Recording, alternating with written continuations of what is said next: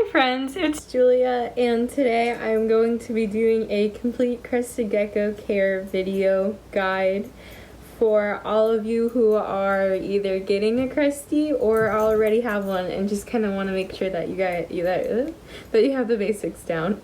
I've had my Crested Gecko, Phoebe, for almost a year, or it will be a year in January, and I love having her. She's definitely my easiest pet, I'd say, as well as easiest reptile, and once you kind of get a schedule and get the hang of it, you guys are going to be great Cresty parents.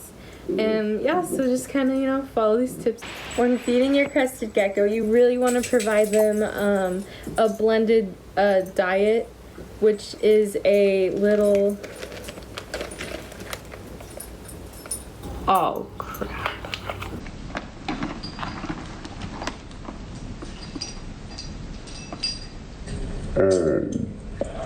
Feeding your Crested Gecko, you want to provide them a powdered diet mix that you mix with water. Always use ReptiSafe when you're using water, by the way.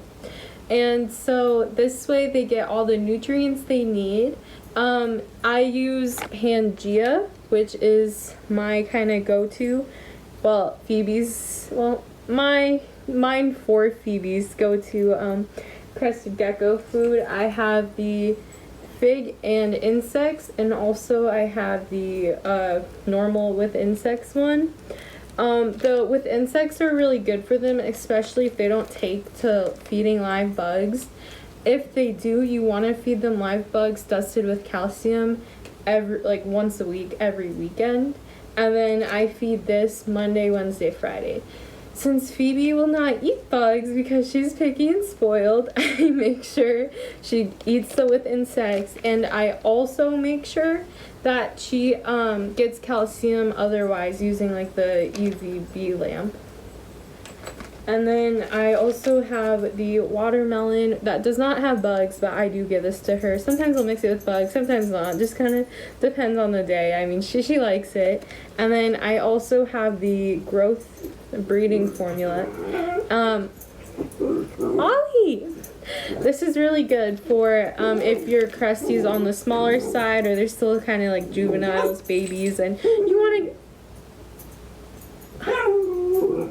want to get them big and strong. The thing you don't have to do with Cresties is provide UVB with my dogs, which is it's very beneficial for all reptiles, but Crested Geckos do not need any type of lighting. They do not need any type of heat source or anything like that, unless your house drops below, I believe it was 65 at nighttime. Then you might want to look into a heat emitter, but other than that, like they're fine with room temperature.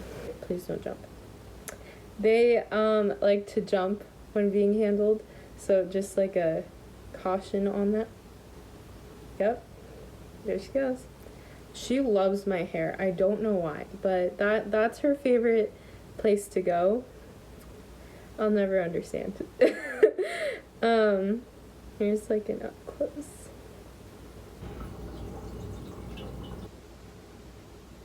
So Crested Geckos are boreal geckos, meaning they prefer like up and down more than length, and they prefer hiding in like leaves and foliage and stuff like that. So you don't want to put your gecko in anything on its side. So if you get a 20-gallon long tank, which I would recommend it, I feel like that's a good size, you need to turn it on its side, and I'll insert a picture.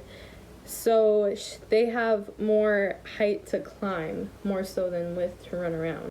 You want to house your Crested Geckos in an Exoterra 18 by 18 by 24, which is what most Crested Gecko keepers recommend. You can also use a 20-gallon long tank, or people have done bin cages that have been very successful, or bin enclosures rather, that have worked out just as well. And in their enclosure, you want to have a bunch of foliage for them to be able to hide, as I stated earlier, these guys love being able to just be lost in leaves. I also always provide a water dish for my Cresty. I've seen her drink out of it quite a few times, so I highly recommend that.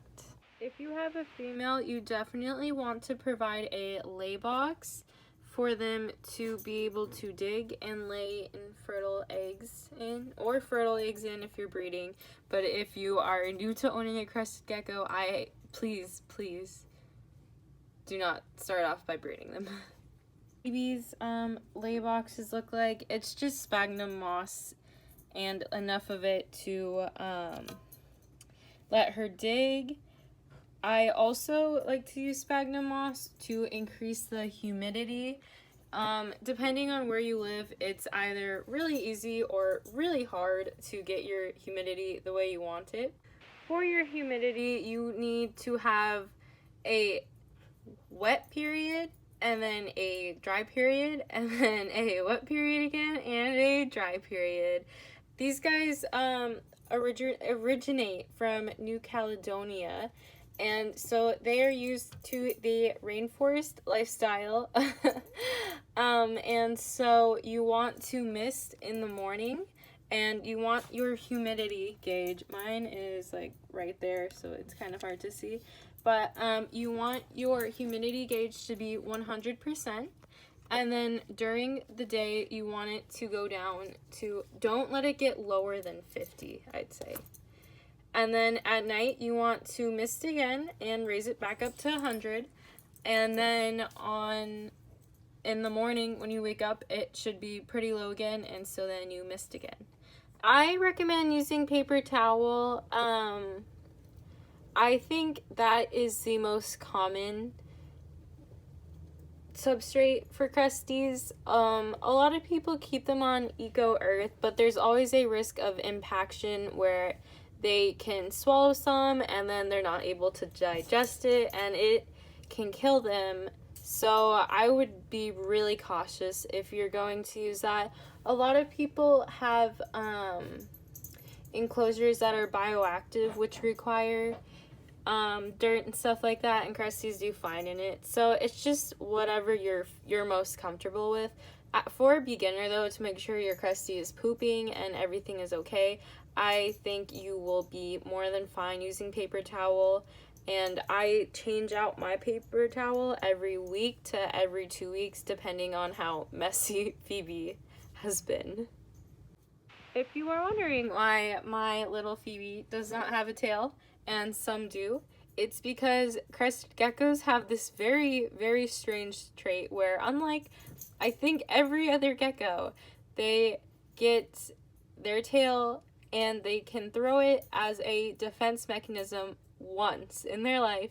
It does not grow back, and so when they lose it, they are tailless, and we call them frog butts because they look like frog butts.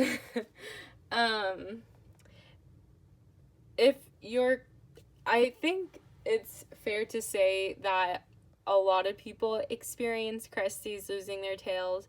So if yours does drop its tail, it happens over the stupidest of reasons. I wouldn't feel too bad. I think it's very rare to find a crested gecko that has had their tail for years. Overall, I definitely recommend crested geckos for first-time reptiles, for first-time pets, really. They are such fun little guys. They don't mind. Some of them don't mind being handled. Some of them do. It depends what personality you get. Just kind of like with humans. Phoebe's obviously really docile. She doesn't care. It just depends what your gecko's personality is. I mean, she's always been like fine with me handling her. I got lucky. She is so cute. Before you get a crested gecko, I want to make this clear that they can live up to 18 years. So this is a long commitment of a pet, like longer than some dogs. Unless you have a Chihuahua. Chihuahuas are just like, nothing kills Chihuahuas. But She is going to live for a very long time, and she's going to be a part of my life for a very long time. I am 20 years old right now, and I will probably have her till I'm like almost 40.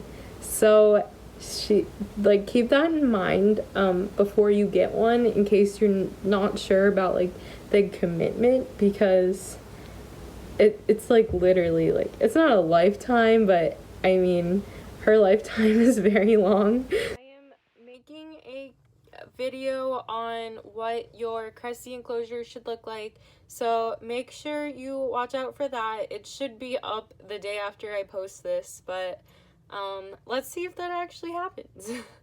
Thank you so much for watching my video, guys. Please like, comment, subscribe. Let me know what other videos you'd like to see me do in the future with Phoebe, with any of my other pets. I'll see you soon. Bye.